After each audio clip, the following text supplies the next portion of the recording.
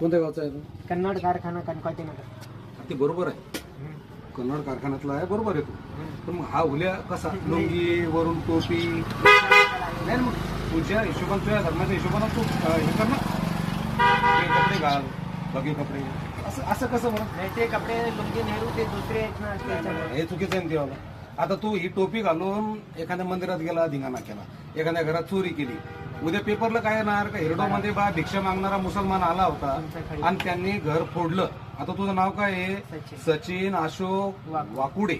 नेमकं आता एकच समजाव कसं आता काय तो हुल्याहून काय वाटायला लागला तू? चल पटपट काढून घेते पटपट. ते चुत्या बनवायच्या तर तिकडे गावाच्या बाई तू भिक्षा मागायला माझं बंधन नाही ना, पण तू हे पूर्ण हार सारा मुसलमानाचा पैरावा करायला लागला तू. आणि तू आता काय बोलणं चांगलं आहे. नाही, माझं जे बोलायला लागलो मी तुला हे सत्यवादी बोलायला लागलो.